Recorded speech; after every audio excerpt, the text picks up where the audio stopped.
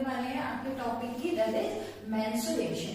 ये टॉपिक जो है आपकी जो रिप्रोडक्शन यूनिट है वहां से लिया गया है। अब मेंस्ट्रुएशन जो है ना, इसको हम लोग मेंस्ट्रुअल साइकिल भी बोलते हैं। बहुत जगह आपने मेंस्ट्रुएशन लिखा देखा होगा, बहुत जगह मेंस्ट्रुअल साइकिल भी लिखा देखा होगा। और जो नॉर्मल भाषा होती है हमारी, उसमें हम लोग इसे क्या बोलते हैं, बहुत लोग पीरियड भी बोलते हैं इसे, और मेंसेस भी बोलते हैं। तो आज हम लोग पूरे डिटेल में पढ़ेंगे कि मेंस्ट्रुएशन साइकिल कैसे होता है, क्या हार्मोन्स इसके पीछे काम करते हैं, पूरा प्रोसेसिंग क्या होता है। तो इससे पहले हम टॉपिक स्टार्ट करने से पहले ना कुछ नॉर्मल चीजें जान लेते हैं। वो क्या कि मेंस्ट्रुअल साइकिल जो होता है ये एक पूरा 28 डेज का साइकिल होता है, जो कि फीमेल्स में होता है। अब क्या होता है कि जब ये साइकिल फीमेल्स की बॉडी में चलता है, उस समय पे फीमेल्स की जो यूट्रस होता है, या फिर फीमेल की ओवरी होती है, या फिर हम बोले कि फीमेल के जो रिप्रोडक्टिव पार्ट्स होते हैं, जो मैंने यहाँ पे एक रिप्रोडक्टिव पार्ट का जो होता है फीमेल्स का थोड़ा सा व्यू दे रखा है, हम आगे बात करेंगे। तो जो फीमेल्स के रिप्रोडक्टिव पार्ट्स जो होते हैं उसमें बहुत सारे साइक्लिकल चेंजेस आते हैं इस साइकिल के दौरान। ठीक, अब हम इसे सेक्सुअल साइकिल भी तो बोलते हैं, जैसे ये लिख रहा है कि सेक्सुअल साइकिल होता है, और इस पूरे साइकिल को रिपीट होने के टाइम कितना होता है, 28 डेज। एक साइकिल जो कंप्लीट होगा आपका वो 28 डेज में होगा, फिर अगला जो साइकिल होगा वो नेक्स्ट 8 डेज में होता है। ठीक है, अब ये पूरा साइकिल कैसे होता है, क्यों होता है, वो हम लोग यहाँ बात करेंगे। आप लोगों ने यहाँ टॉपिक तक पहुंचे हो तो इससे पहले फीमेल रिप्रोडक्टिव सिस्टम अच्छे से पढ़ रखा होगा। ठीक, तो फिर भी आपको एक बार थोड़ा सा रिवाइज करा देते हैं कि फीमेल रिप्रोडक्टिव सिस्टम क्या है। आपको ये सारे पार्ट्स पता होंगे तभी आप यहाँ तक पहुंच पाओगे, तभी आप डिटेल में पता कर पाओगे। ठीक, अब हम लोग जैसे ये दिख रहा है, ये क्या है आपका फीमेल रिप्रोडक्टिव सिस्टम। ये पार्ट जो होता है ये आपकी क्या है, फैलोपियन ट्यूब।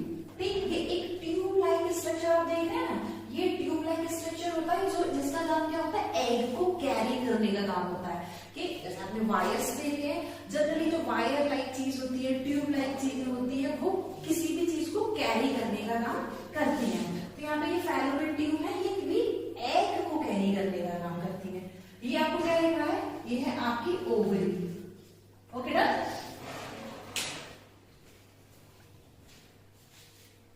ठीक है, ये क्या है आपकी ओवरी, और ये जो आपको छोटे छोटे डॉट दिख रहे हैं ना, ये आपके क्या है, एग्स। ठीक है, इनको हम यहाँ पे भी एग्स ही बोलेंगे, इसको हम लोग यहाँ पे भी फॉलिकल्स बोलते हैं। तो बेटर है आप लोग मिसअंडरस्टूड ना हो, तो हम यहाँ पे अभी क्या लिख देते हैं, फॉलिकल्स। ओके, ये पार्ट जो है आपका, ये पीयर शेप जो पार्ट दिख रहा है, ये है आपका यूट्रस। क्या है आपका, वैसे आप लोग सब पढ़ चुके हो इसे, तो मैं थोड़ा सा रिकॉल करा रही हूँ आपको, थोड़ा सा ये चीज है कि फिर से समझने में दिक्कत ना हो। ये आपका क्या है, यूट्रस, ये हो गया fallopian tube, this is ovary. अब क्या होता है कि यूट्रस की 3 मेम्ब्रेन होती है, ये आपको बहुत ध्यान से सुनना है कि यूट्रस की 3 मेम्ब्रेन होती है। सबसे आउटर लेयर जो होती है उसे हम लोग क्या बोलते हैं, पेरीमेट्रियम। पेरी जैसे वर्ड आप कैसे याद करो, पेरी मतलब पेरिफेरल, तो उसे हम लोग बोलते हैं पेरीमेट्रियम। जो इसके अंदर आप आओगे तो जो मिडिल लेयर होती है यूट्रस की, उसे हम लोग क्या बोलते हैं, मायोमेट्रियम। ठीक है, और जो सबसे अंदर वाली लेयर होती है जिसका मेंस्ट्रुअल साइकिल में बहुत ज्यादा योगदान होता है, उसे हम लोग बोलते हैं एंडोमेट्रियम। एंडो जैसे वर्ड ही बता रहा है, एंडो मतलब अंदर की तरफ। तो सबसे अंदर वाली जो यूट्रस की लेयर है वो है आपकी एंडोमेट्रियम। इस चीज को पूरे को याद रखना, तभी आप इस साइकिल को समझ पाओगे। ठीक है, अब हम आगे बढ़ते हैं। अब होता क्या है कि साइकिल पूरा कैसे होता है, कोई भी जो फीमेल होती है, जब वो बॉर्न होती है, जब वो मदर के वोम में होती है, यानी कि मदर की यूट्रस में होती है, उसी टाइम पे oogenesis की प्रोसेस हो जाती है। आप oogenesis पहले पढ़ चुके हो, oogenesis होता है फॉर्मेशन ऑफ एग। तो oogenesis की जो प्रोसेस है, जब कोई लड़की अपनी माँ के गर्भ में होती है, उसी समय oogenesis की प्रोसेस स्टार्ट हो जाती है। ठीक है, अब क्या होता है, oogenesis की प्रोसेस वहां से स्टार्ट हो गई है, फॉलिकल्स की फॉर्मेशन वहां से बनना शुरू हो गया। अब क्या होगा, एक लड़की जन्म लेगी। ठीक है, लड़की ने जन्म लिया, जब लड़की ने जन्म लिया तो उसकी जो ओवरीज होती हैं वो फॉलिकल से फिल्ड होती है, एकदम 1000 ऑफ फॉलिकल्स होती हैं, जो जो कि जन्म के बाद में ही बनी। ये पॉइंट बहुत आपको याद रखना है कि ये स्पर्मेटोजेनेसिस और oogenesis में मेन डिफरेंस होता है। आप पढ़ चुके हो पहले कि स्पर्मेटोजेनेसिस जो मेल्स में होता है, ठीक है, वहां जो स्पर्म फॉर्मेशन होती है वो आफ्टर प्यूबर्टी होती है। प्यूबर्टी क्या होता है हम अभी आगे बात करेंगे। लेकिन जो फीमेल में जो oogenesis होती है वो उसके जन्म से पहले ही स्टार्ट हो जाती है। ठीक है, बात समझ में आ रही है भाई? अब हम आगे चलते हैं। अब क्या हुआ कि लड़की ने जन्म ले लिया, ठीक है, वो अपनी माँ के गर्भ से बाहर आ गई। अब क्या होगा कि फॉलिकल्स पहले से बने हुए आए हैं उसकी फीमेल की बॉडी में, तो यहाँ पे थोड़े टाइम के लिए स्टेज जो है पॉज हो जाती है।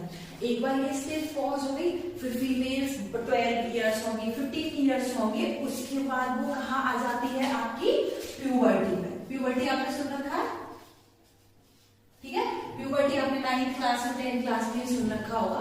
प्यूबर्टी एक ऐसी एज होती है जो जनरली फीमेल्स में 12 to 15 इयर्स पर आती है। कब आती है भाई? 12 to 15 इयर्स पर। इस समय पे कोई भी फीमेल पूरी तरीके से रिप्रोडक्टिवली मैच्योर हो जाती है। रिप्रोडक्टिवली मैच्योर का मतलब है कि वो अब कंसीव कर सकती है, उसका मेंस्ट्रुअल साइकिल स्टार्ट हो गया होगा, तो हम बोलेंगे कि किसी भी फीमेल में प्यूबर्टी आ गई। अब हम पुराने टॉपिक पे दोबारा आ जाते हैं। कहां तक पहुंचे थे हम पहुंचे थे कि oogenesis की प्रोसेस स्टार्ट हो गई है, लड़की ने जन्म भी ले लिया भाई, और लड़की कहाँ पहुंच गई? प्यूबर्टी पे। अब वो जो oogenesis की प्रोसेस रुकी हुई थी वो फिर से कहाँ स्टार्ट हो जाएगी? प्यूबर्टी पे। ठीक, अब क्या होगा? ठीक है, वो कहाँ स्टार्ट हो रही है? आपकी प्यूबर्टी पे। हमने मान लिया कि किसी भी मेल और फीमेल के बीच में सेक्सुअल इंटरकोर्स हुआ और फीमेल की वजाइना के थ्रू क्या एंटर कर गया? आपका स्पर्म। ठीक, जब स्पर्म यहाँ पे एंटर कर गया और भाई oocyte यहाँ पहले से तैयार थी उसके मिलन के इंतजार में, जैसे ही स्पर्म और ये oocyte फ्यूज हुए तो इन्होंने क्या बना दिया भाई? जायगोट। ठीक है, तो इस पूरी प्रोसेस को हम लोग क्या बोलते हैं? फर्टिलाइजेशन। ये सब लोग आप 10th क्लास से ही जानते हो कि fusion of the male gamete and female gamete is known as fertilization. तो यहाँ पे क्या प्रोसेस हो गई? फर्टिलाइजेशन। मेल गैमेट और फीमेल गैमेट फ्यूज हो गए और उन्होंने क्या बना दिया? आपका जायगोट। ठीक, अब ये जो जायगोट है आगे जाके एम्ब्रियो बनाएगा और एम्ब्रियो जो है आगे जाके आपका फीटस बनाएगा। अब भाई फीटस बन तो गया, पर आपको इसका काम अभी भी समझ में नहीं आया। एंडोमेट्रियम ने अपने आप को किस लिए तैयार किया? ये जो फीटस बना है भाई उसको खाने पीने को न्यूट्रिशन चाहिए, ऑक्सीजन चाहिए, उसे ग्रोथ करनी है, तो वो जो न्यूट्रिशन प्रोवाइड करने का काम करता है वो कौन करता है? एंडोमेट्रियम। इसने उसी चीज के लिए अपने आप को तैयार किया था कि भाई जायगोट बन गया और वो जायगोट कहाँ जाके धस जाता है? एंडोमेट्रियम में। और इस प्रोसेस को हम लोग क्या बोलते हैं? इम्प्लांटेशन। वो जब हम आगे भी थोड़ा और डेवलपमेंटल बायोलॉजी पढ़ेंगे तो वहां हम इस इम्प्लांटेशन को थोड़ा डिटेल में पढ़ेंगे। तो क्या हुआ कि एंडोमेट्रियम ने अपने आप को तैयार करा, जायगोट बन गया, फ्यूज हो गया, यहाँ हो गया इम्प्लांटेशन और फीमेल क्या हो जाती है? प्रेग्नेंट। ठीक, तो यहाँ पे कहानी आपको समझ में आई यहाँ तक मैं जानती हूँ। ठीक, कि मेल और फीमेल फ्यूज हो गई, इम्प्लांटेशन हो गया और आगे ये जो है कवरिंग जो है एंडोमेट्रियम की इसको पूरी तरीके से घेर लेती है और उसे न्यूट्रिशन प्रोवाइड करती है। तो यहाँ की कहानी खत्म, फीमेल हो गई भाई प्रेग्नेंट। अब आप कहोगे मैम यहाँ पे तो मेंस्ट्रुएशन साइकिल जैसा कुछ नहीं हुआ, वो कहानी अब इससे आगे आपको समझनी है। ये जो डायग्राम जो दूसरा बनाया गया है ये आपको समझाने के लिए बनाया गया है। अब दो केस हो सकते हैं, या तो इसको एंटर कर गया, फ्यूज कर गया। दूसरा केस क्या हो सकता है कि भाई यहाँ पे आपकी oocyte वेट कर रही है, महीने में रिलीज हो चुकी है फॉलिकल से वो यहाँ पे, ठीक है, ये आपकी ओवरी यहाँ से रिलीज हो चुकी है, ये oocyte है आपकी। ओके, ये oocyte आपका वेट कर रही है किसका? स्पर्म की एंट्री का। मान लो सेक्सुअल इंटरकोर्स नहीं हुआ, कोई भी स्पर्म फीमेल की बॉडी में एंटर नहीं हुआ, तो फिर क्या होगा भाई सेकेंडरी oocyte का? वो तो वेट कर रही है भाई स्पर्म का। अब स्पर्म यहां से एंट्री नहीं हुई,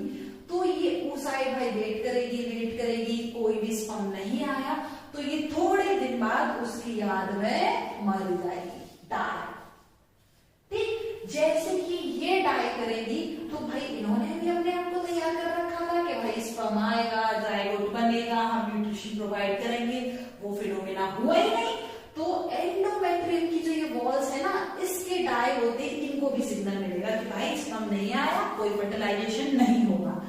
तो ये एंडोमेट्रियम की जो वॉल है ये भी धीमे धीमे डाई होना शुरू कर देंगी, और ये जो ब्लड वेसल्स जो इतनी बनी थी वो सब एकदम से डिग्रेड होना शुरू कर देंगी, और वो ब्लीडिंग की फॉर्म में कहां से आ जाएंगी, फीमेल की जो ये वजाइना है, ठीक है, समझ रहे हैं आपको, फीमेल की जो वजाइना है वहां से ये सब ब्लीडिंग की फॉर्म में बाहर आ जाती है, और इसी को हम लोग क्या बोल देते हैं, मेंसेस, मेंस्ट्रुएशन।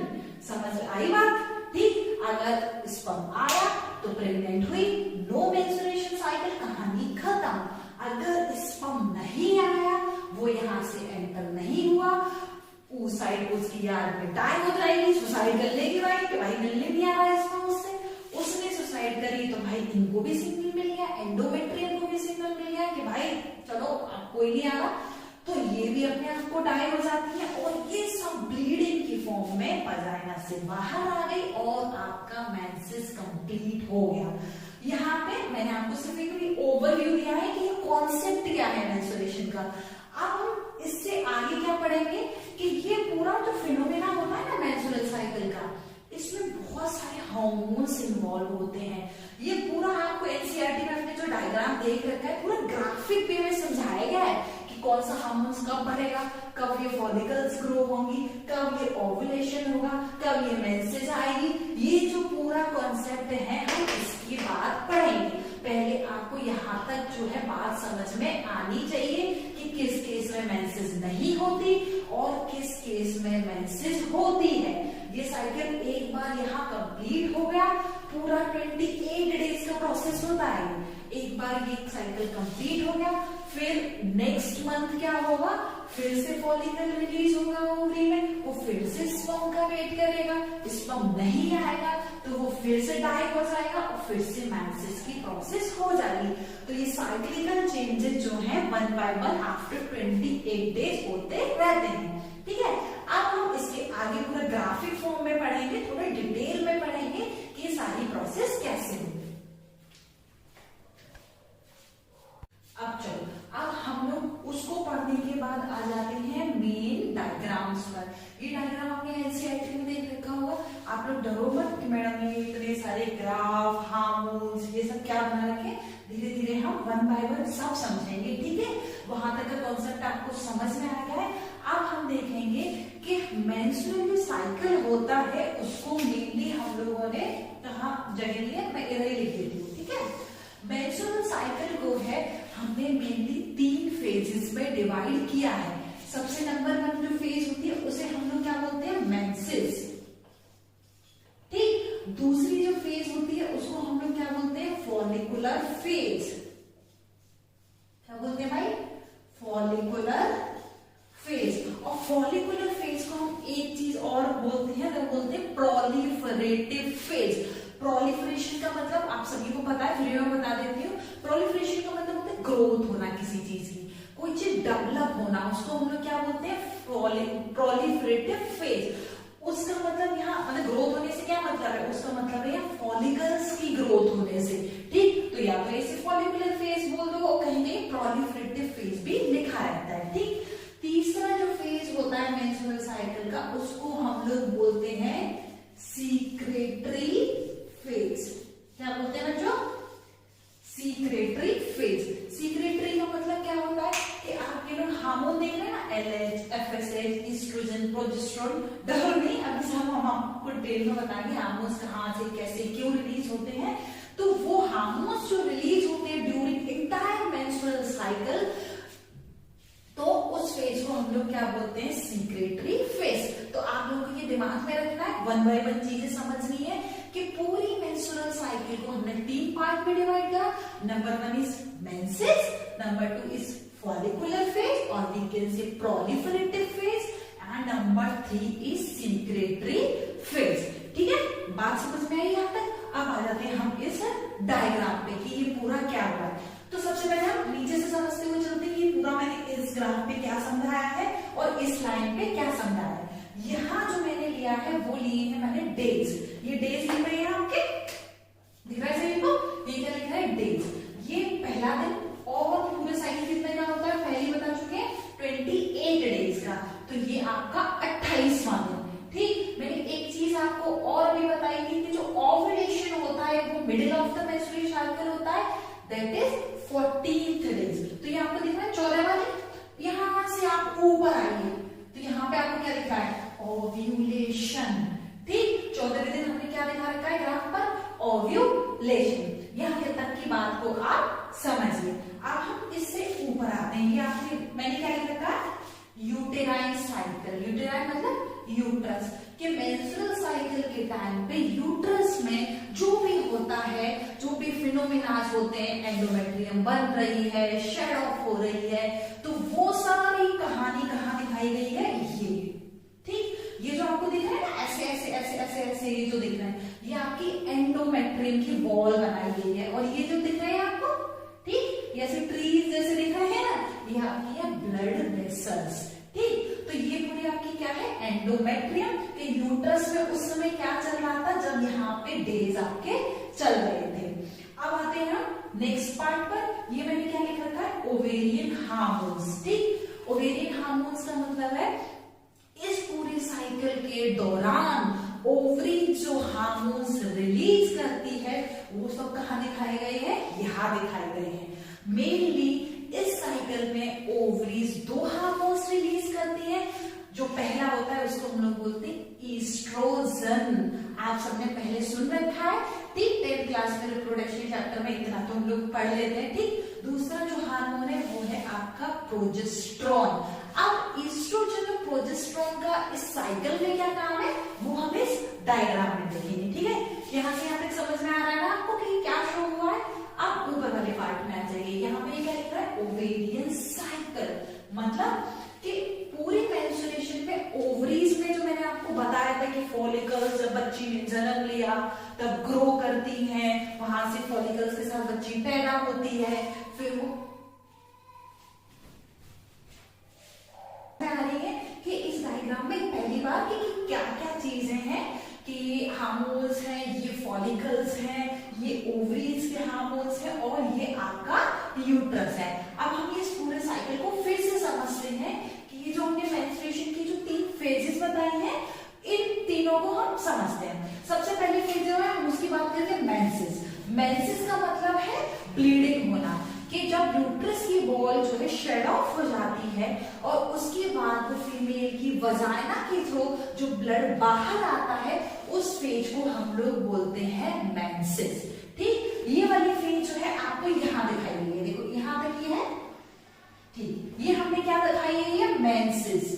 ठीक है, ब्लीडिंग ये दिखाई है। इसका जो ड्यूरेशन होता है, जो 28 डेज का जो साइकिल है, उसमें जो मेंसेस का जो ड्यूरेशन होता है वो होता है 1 to 5 डेज, कि ये 5 दिन तक फीमेल की बॉडी से ब्लीडिंग होती है।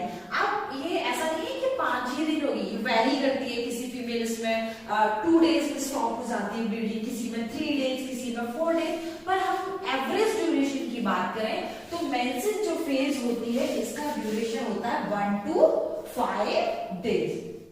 ठीक, बात समझ में आई। ये हमारी पहली फेज हो गई। अब इसी चार्ट में मैं ऊपर की तरफ पढ़ूं तो जब यहाँ यूट्रस में मेंसेस हो रही थी, ये क्या लिखा रखा है, ये जो डॉट डॉट डॉट डॉट जो शो हो रखी है, ये हो रही है आपकी bleeding, shedding of the endometrium wall of uterus. ठीक है, तो ये हो रही है आपकी ब्लीडिंग। अब इसी चार्ट में इस फेज में जो मेंसेस वाली फेज है 1 to 5 डेज, इसमें अगर मैं ऊपर चलूं तो आप देखोगे ओवरी में क्या हो रहा था, कोई हार्मोन रिलीज नहीं हो रहा था। अगर ईस्ट्रोजन प्रोजेस्टेरोन होंगे भी तो बहुत मिनिमल अमाउंट में रिलीज हो रहे होंगे। अगर मैं ओवरीज की बात करूं कि वहां पे जो फॉलिकल्स थी, जो फीमेल बर्थ के टाइम पर लेकर पैदा हुई थी, उनका क्या हो रहा है, उनकी क्या हो रही है, ग्रोथ हो रही है। ठीक है, कि जो फॉलिकल्स है वो धीमे धीमे ग्रोथ करती रहती है। क्यों, क्योंकि उन्हें अपने आप को दूसरा साइकिल जो स्टार्ट होगा मेंसेस का, उसके लिए प्रिपेयर करना है। अब ऊपर आ जाओ, ये GnRH का लिख रहा है, ये लिख रहा है, आपने एंडोक्राइन सिस्टम में पढ़ रखा होगा 11th क्लास में, कि इसका मतलब होता है गोनेडोट्रोपिक रिलीजिंग हार्मोन, जो कि मेनली 2 होते हैं, दैट इज LH और FS। LH को हम लोग क्या बोलते हैं, ल्यूटेनाइजिंग हार्मोन, और FS को हम लोग क्या बोलते हैं, फॉलिकुलर स्टिमुलाइजिंग हार्मोन, ठीक है, जो फॉलिकुलर की ग्रोथ के लिए रिस्पॉन्सिबल होते हैं। यहां तक बात समझ में आई। तो ये जो 5 दिन थे, यहाँ पे कोई भी हार्मोन रिलीज नहीं हुआ, और अगर हुए भी तो वेरी मिनिमल अमाउंट में, लाइक ईस्ट्रोजन एंड प्रोजेस्टेरोन। ठीक, अब आपको ये इसके आपके जो 28 डेज का जो साइकिल है उसके 5 दिन आपको यहाँ से क्लियर हो गए, समझ में आ गई। यहाँ मेंसेस हो गई, यहाँ कोई हार्मोन रिलीज नहीं हुआ, और यहाँ पे फॉलिकल्स की ग्रोथ हो गई। अब हम इन 5 दिनों से आगे चलते हैं। मेंसेस हो गई फीमेल में, और वो ब्लीडिंग तो फिर स्टॉप हो जाती है, नेचुरली स्टॉप हो जाती है 5 दिन बाद, 7 दिन बाद, जो भी एवरेज टाइम रहता है। अब उसके बाद फीमेल की बॉडी अपने आप को नेक्स्ट साइकिल जो है उसके लिए प्रिपेयर करना स्टार्ट कर देती है। अब जब वो प्रिपेयर करेगी तो सबसे ज्यादा नीड जो है इस साइकिल के लिए वो किसकी थी? oocyte की, ठीक, और वो oocytes कहाँ प्रेजेंट था? फॉलिकल्स के अंदर, ठीक है। तो फॉलिकल्स कहाँ थे? आपकी ओवरीज के अंदर। तो वो फॉलिकल्स जो है ग्रोथ करना अपना शुरू कर देती है। तो उस ग्रोथ फेज को हम लोग क्या बोलते हैं? Follicular phase. फॉलिकुलर फेज और प्रोलिफरेटिव फेज की प्राइमरी, चलो अभी हम यहाँ पे आते हैं, ठीक है। ये फेज क्या हुई? Follicular phase. तो आपकी 5 दिन से लेके 14 डेज तक मैं बात करूं तो यहाँ पे फॉलिकल्स की ग्रोथ होना स्टार्ट होती है। उस टाइम पे एंडोमेट्रियम में क्या होगा? वो भी अपने आप को ग्रो कर रही है, क्योंकि भाई अगर जायगोट बन गया, स्पर्म आ गया, तो उसको न्यूट्रिशन प्रोवाइड करना है, तो वो भी अपने आप की ग्रोथ करना शुरू कर देती है, और उसकी वॉल जो है मोटी होना शुरू हो जाती है, ब्लड वेसल्स डेवलप होना शुरू हो जाती है, जो कि यहाँ पे शो हो रहा है। ये जो आपको ऊपर दिखाई दे रहा है ना, इस तरीके से, ये उस ब्लड वेसल्स है, ये एंडोमेट्रियम की वॉल है, जो कि आने वाले टाइम के लिए अपने आप को ग्रो कर रही है। अब ऊपर आ जाओ, अब हम ओवरीज के हार्मोन्स की बात करते हैं। ये जो हार्मोन्स रिलीज हो रहा है ना, ईस्ट्रोजन, ये भाई कहां से हो रहा है? इस पे आने से पहले हम थोड़ी देर ऊपर आ जाते हैं। ये जो फॉलिकल्स ग्रो हो रही है ना, ये धीमे धीमे फॉलिकल्स ग्रो होती है। प्राइमरी फॉलिकल बनेगी, सेकेंडरी फॉलिकल बनेगी, टर्सरी फॉलिकल बनेगी, और बहुत सारी फॉलिकल्स होती है, बट एट द एंड सिर्फ एक फॉलिकल होती है जो कि लास्ट स्टेज तक पहुंच पाती है, और जो रिमेनिंग फॉलिकल होती है वो एक टाइम के बाद डाई कर जाती है। लेकिन वो फॉलिकल भाई जो यहाँ तक पहुंची है, उसको आपने क्या नाम दिया? Graafian follicle. क्या नाम दिया भाई? Graafian follicle. अब ये जो ग्राफियन फॉलिकल इस तरीके से सेल्स होती है, ठीक, ये क्या है? फॉलिकल है, ग्राफियन फॉलिकल्स की सेल है। आप आते हैं भाई यहाँ, आप देख रहे हो इधर तो ग्राफियन फॉलिकल डेवलप हो रही है, इधर भाई ईस्ट्रोजन बढ़ रहा है। ये ईस्ट्रोजन कहां से आया?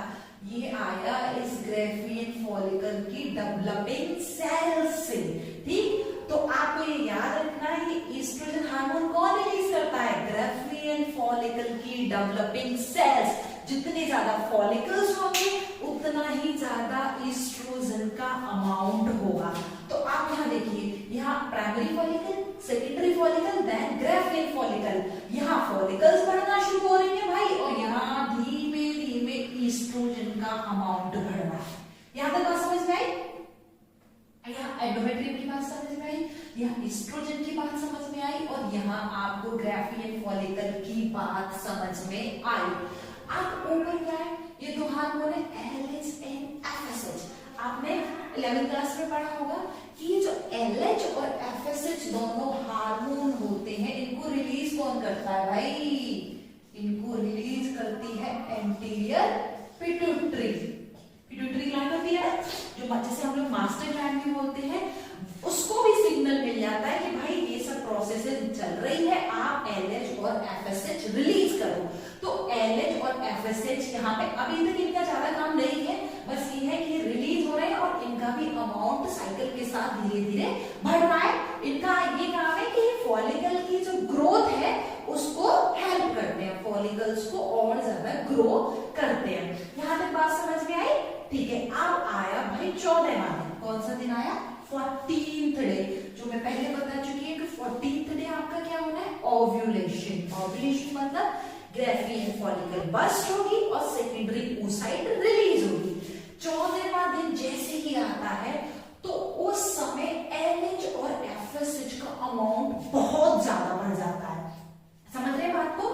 उस दिन LH और FSH का अमाउंट बहुत बढ़ जाता है और इसी बढ़े हुए अमाउंट को हम लोग बोलते हैं LH सर्ज। क्या बोलते हैं भाई? LH surge. LH सर्ज का मतलब है इंक्रीमेंट ऑफ द LH। ये मान लीजिए यहाँ के कंपैरिजन में LH का अमाउंट यहाँ 10 टाइम्स होता है और FSH का यहाँ के कंपैरिजन में 4 टाइम्स होता है। तो जैसे ही LH और FSH बहुत ज्यादा बढ़ जाते हैं, 14th डे मैक्सिमम होते हैं, तो वो ग्रेफियन फॉलिकल के बस्टिंग में हेल्प करते हैं और oocyte रिलीज कराते हैं और क्या होता है? ओव्यूलेशन। ठीक है, यहां तक बात समझ में आई? तो ए क्वेश्चन था ना LH सर्ज वाला, ये आपको 1 लाइनर में पूछ लिया जाता है कि कौन से दिन 14th डे कौन सा हार्मोन होता है जो मैक्सिमम अमाउंट में प्रेजेंट होता है? वो होता है आपका LH और FSH, जिसने आपका ओव्यूलेशन करा दिया है। 14वें दिन तक हमें बात समझ में आई, आपका आधा साइकिल कंप्लीट हो गया। अब इसके बाद आते हैं हम बची हुई 14वें दिन पे। अब यहाँ क्या होगा? यहाँ तो कुछ खास नहीं चल रहा है भाई, यहाँ तो एंडोमेट्रियम वॉल और ज्यादा ग्रो हो रही है और ज्यादा थिक हो रही है और वो अपने आप को डेवलप कर रही है जाइगोट की फॉर्मेशन, जाइगोट के इम्प्लांटेशन के लिए। ठीक, यहाँ क्या हो रहा है? ओव्यूलेशन के बाद तो ये तो आपकी है oocyte, ये जो दिख रहा है ये है आपकी oocyte, और वो पार्ट जो फॉलिकल्स का था वो एक नया स्ट्रक्चर बना देता है, उसको हम लोग बोलते हैं कॉर्पस ल्यूटियम। क्या बोलते हैं? Corpus luteum. अब भाई ये क्या नई चीज है भाई मैडम, ये क्या हुआ आ गया? आगे सुनो, आपने एस्ट्रोजन की कहानी पढ़ी, प्रोजेस्टेरोन की कहानी कहां से आई भाई? ये कहां से रिलीज हो रहा है? हमें तो नहीं पता है। तो ये जो कॉर्पस ल्यूटियम बचा, इसने क्या रिलीज किया? प्रोजेस्टेरोन। ठीक है, यहाँ पे क्या होगा कि जैसे ही प्रोजेस्टेरोन रिलीज होना शुरू हो जाता है, एस्ट्रोजन का अमाउंट डिक्लाइन हो जाता है।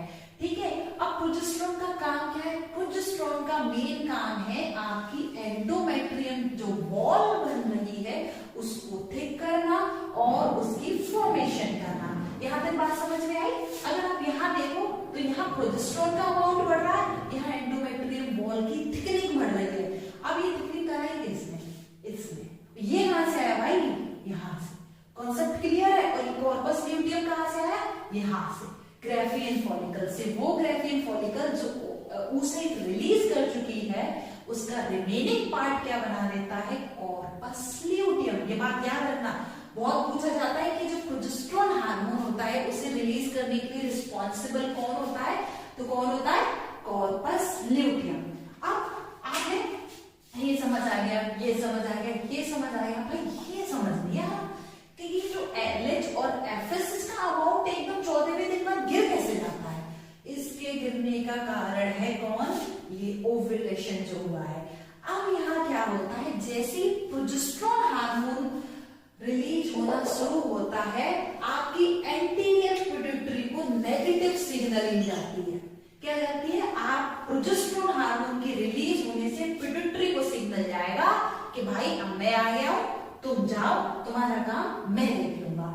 तो LH और FSH, इसे हम लोग बोलते हैं नेगेटिव फीडबैक। ठीक है, जो हम आगे और डिटेल में पढ़ेंगे अभी पूरा फीडबैक इसका, कि प्रोजेस्टेरोन के रिलीज होने से LH और FSH को नेगेटिव फीडबैक मिला, तो वहां से पिट्यूटरी ने उसे रिलीज करना कम कर दिया और धीमे धीमे उसका अमाउंट गिरने लगा।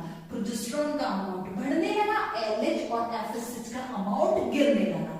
ठीक है, यहाँ तक पूरा चार्ट समझ में आया?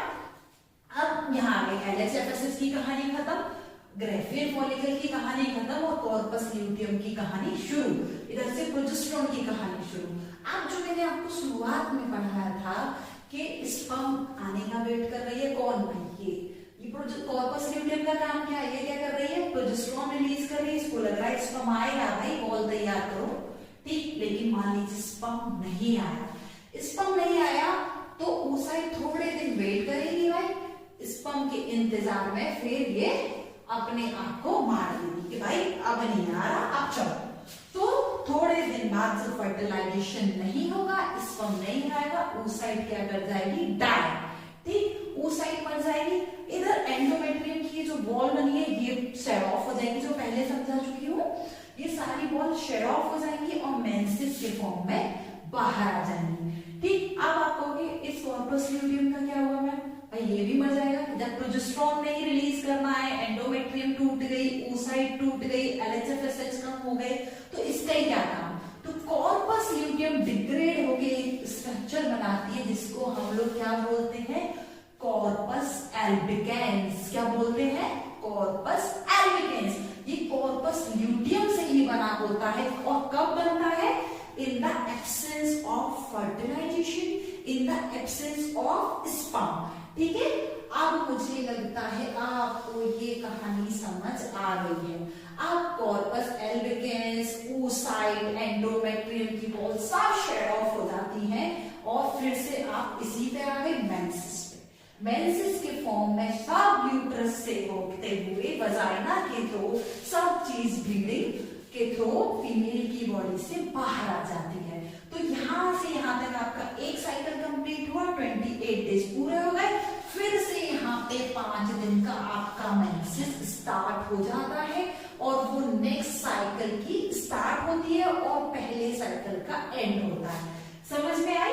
ये जो हमने सीक्रेटरी फेज लिखी थी, सीक्रेटरी का मतलब है सीक्रेशन, कि यहाँ पे पहली फेज थी आपकी मेंसेस, दूसरी थी development of follicles that is proliferative, और तीसरी फेज थी आपकी सीक्रेटरी। क्यों? क्योंकि यहाँ पे भाई LH सीक्रेट हुआ, यहाँ पे FSH सीक्रेट हुआ, यहाँ पे एस्ट्रोजन सीक्रेट हुआ और यहाँ पे प्रोजेस्टेरोन सीक्रेट हुआ।